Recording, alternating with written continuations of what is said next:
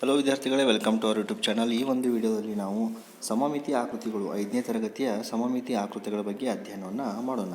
ಮೊದಲೇದು, ಇವುಗಳಲ್ಲಿ ಸಮಮಿತಿ ಹೊಂದಿರುವ ಅಕ್ಷರಗಳನ್ನು ಗುರುತಿಸಿ ಅವುಗಳಿಗೆ ಸಮಮಿತಿ ಅಕ್ಷರಗಳನ್ನು ಎಳೆಯಿರಿ. ಇಲ್ಲಿ ನೋಡಿ, ಎ ಒಂದು ಸಮಮಿತಿ ಅಕ್ಷರ ಎಳಿಬೋದು, ಡಿ ಸಮಮಿತಿ ಅಕ್ಷ, ಆಯ್ ಆಗಿರ್ಬೋದು, ವಾಯ್ ಆಗಿರ್ಬೋದು, ಇವುಗಳಿಗೆ ನಾವು ಸಮಮಿತಿ ಅಕ್ಷರವನ್ನು ಎಳಿಬೋದು ವಿದ್ಯಾರ್ಥಿಗಳೇ. ನೆಕ್ಸ್ಟ್ ಬರೋದು ಪ್ರಶ್ನೆ 2.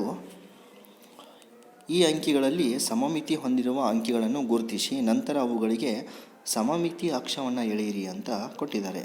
ಇಲ್ಲಿ ಸಮಮಿತಿ ಅಕ್ಷರವನ್ನು ಎಳೆಯುವಂತಹ ಅಕ್ಷರಗಳು 1 ಆಗಿರ್ಬೋದು, 3, 8, ಅದೇ ರೀತಿ ಇವೆಲ್ಲ ಸಮಮಿತಿ ಅಕ್ಷರಗಳು. ಹೌದು, ಇಲ್ಲಿ ನೋಡಿ, ಸಮಮಿತಿ ಅಕ್ಷರವನ್ನು ಮಧ್ಯದಲ್ಲಿ ಸಮಮಿತಿ ಅಕ್ಷರ ಎಳಿಬೋದು, ಆಮೇಲೆ ಲಂಬವಾಗಿಯೂ ಅಳಿಬೋದು.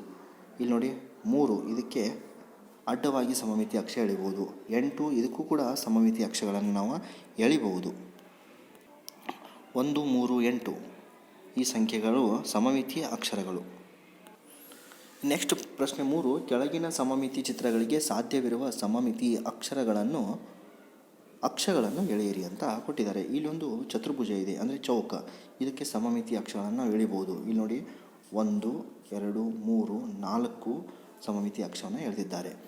ಎರಡನೇ ಚಿತ್ರಕ್ಕೆ ಒಂದೇ ಒಂದು ಸಮಮಿತಿ ಅಕ್ಷರವನ್ನು ಎಳೆಯಬಹುದು. ಅದೇ ರೀತಿ ತ್ರಿಭುಜಕ್ಕೆ ನಾವು 3 ಸಮಮಿತಿ ಅಕ್ಷರಗಳನ್ನು ಎಳಿಬೋದು. ಇದು ನೋಡಿ, 1, 2, 3 ಸಮಮಿತಿ ಅಕ್ಷ. ಆಮೇಲೆ ಇಲ್ಲಿ 2 ಸಮಮಿತಿ ಅಕ್ಷ. ಇದೇ ರೀತಿ ಇಲ್ಲೂ ಕೂಡ ಈ ರೀತಿ ಸಮಮಿತಿ ಅಕ್ಷ ಅಂದರೆ ಯಾವುದೇ ಒಂದು ಚಿತ್ರವನ್ನು 2 ಸಮಭಾಗಗಳಾಗಿ ವಿಂಗಡಿಸುವಂತಹ ಒಂದು ಪ್ರಕ್ರಿಯೆ ಸಮಮಿತಿ ಅಕ್ಷ ಅಂದರೆ. ಈ ರೀತಿ ಸಮಮಿತಿ ಅಕ್ಷರಗಳನ್ನು ನಾವು ಎಳಿಬೋದು ವಿದ್ಯಾರ್ಥಿಗಳು. ನೆಕ್ಸ್ಟ್, ಕೋನಕ್ಕೆ ಅನುಗುಣವಾಗಿ ತಿರುಗಿಸಿ ಬರೆಯಿರಿ.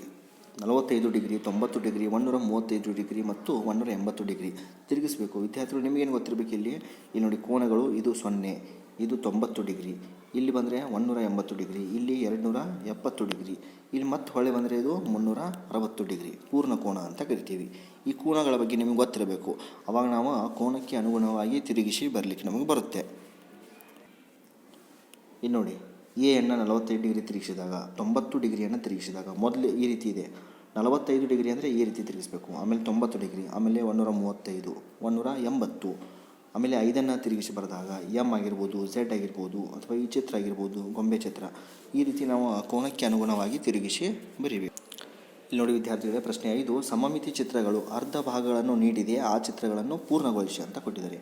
ಇಲ್ಲಿ ಚಿತ್ರ ಕೊಟ್ಟಿದ್ದಾರೆ, ಅರ್ಧ ಭಾಗ ಕೊಟ್ಟಿದ್ದಾರೆ, ಸೇಮ್ ಅದೇ ರೀತಿ ಇನ್ನೂ ಅರ್ಧ ಭಾಗವನ್ನು ಎಳಿಬೇಕು. 1ನೇ ಚಿತ್ರ, ಇದೇ ರೀತಿ 2ನೇ ಚಿತ್ರ, ಆಮೇಲೆ 3, 4 ಈ ರೀತಿ ಅರ್ಧ ಚಿತ್ರವನ್ನು ತೆಗಿಬೇಕು.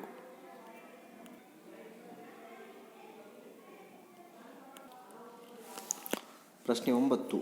ಈ ಹಿಂದೆ ಪ್ರಸ್ತಾಪವಾಗಿರುವ ಯಾವುದಾದ್ರೂ 4 ಸಮಮಿತಿ ಹೊಂದಿರುವ ಚಿತ್ರಗಳನ್ನು ಬರೆದು ಅವುಗಳಿಗೆ ಸಮಮಿತಿ ಅಕ್ಷರಗಳನ್ನು ಎಳೆಯಿರಿ. ಈ ರೀತಿ ಚಿತ್ರವನ್ನು ತೆಗೆದು ಸಮಮಿತಿ ಅಕ್ಷರವನ್ನು ಎಳಿಬೋದು ವಿದ್ಯಾರ್ಥಿಗಳೇ. ಇಲ್ಲಿ ಸಮಮಿತಿ ಅಕ್ಷ, ಈ ರೀತಿ ಸಮಮಿತಿ ಅಕ್ಷರಗಳನ್ನು ಎಳಿಬೋದು ಈ ಚಿತ್ರಗಳಿಗೆ.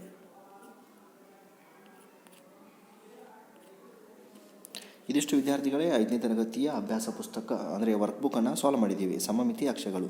ಈ ಒಂದು ವಿಡಿಯೋ ಇಷ್ಟವಾದಲ್ಲಿ ಲೈಕ್ ಮಾಡಿ, ಶೇರ್ ಮಾಡಿ ಮತ್ತು ನಮ್ಮ ಚಾನಲನ್ನು ಸಬ್ಸ್ಕ್ರೈಬ್ ಮಾಡಿ.